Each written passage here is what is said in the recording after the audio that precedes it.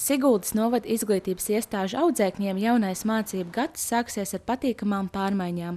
Kamēr tiek aizvadīts skolānu vasaras brīvlaiks, mācību iestādēs notiek dažādi rekonstrukcijas, kosmētiskā remonta un labiekārtošanas darbi, kas audzēkņiem ļaus uzsākt mācības glītā, sakārtotā vidē. Sigulda aug tieši bērnu skaita ziņā.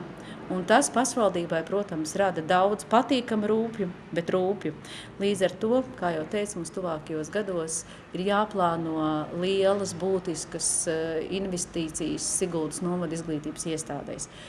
Protams, paralēli tam ir jāuztur kārtībā un jāatjauno šobrīd esošās izglītības iestādes. Un jau šogad mēs esam strādājuši pie tā, lai sakoptu, sakārtotu. Šogad veikti vairāki darbi mācību iestāžu vides sakārtošanā.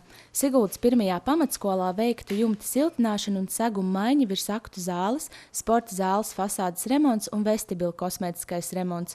Siguldas pilsētas vidusskolā šovasar izremontēts pirmā stāva gaitenis un veikta elektrības galvenās sadales rekonstrukcija. Savukārt Laurenču sākuma skolā pagraba telpās izbūvētas plašas ģērbtuves.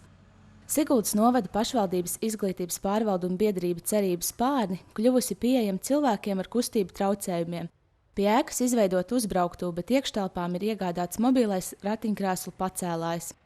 Dažādi remontdarbi un teritorijas labiekārtošanas darbi veikti arī Moras pamatskolā, mākslas skolā Baltais Flīģelis un pirmsskolas izglītības iestādēs Pīlādzītes, Ābelīte un Saulīte. Mums ir ļoti jādomā par pirmsskolas iestāžu kapacitātes palielināšanu, jo nākamajā gadā mēs plānojam, ja neko neizdosies mainīt, patiesībā mums ir plānojams, ka var ievērojami palielināties bērndārza rinda. Neskatoties uz to, ka mēs pēdējo 4 gadu laikā esam atvēruši 2 jaunus bērndārzus, mums atkal ir aktuāls jautājums par bērndārziem. Viena no vērienīgākajām investīcijām šajā gadā ir pirmskolas izglītības iestādes Saulīte teritorijas labiekārtošana. Tā mums ir otra lielākā pirmskolas izglītības iestāde ar 9 bērnu grupām un ievērojamu lielu teritorijas platību.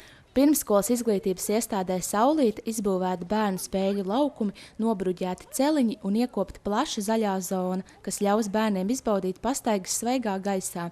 Tāpat ierīkot arī laukumu dažādām sporta aktivitātēm. Būs saucamā velotrase, kurā varēs braukt lielie bērni, kur ir atsevišķi velotrase tā kā lielākiem domāti, un arī ir lociņš, kur arī mazākie varēs braukt ar saviem 3 ritenīšiem.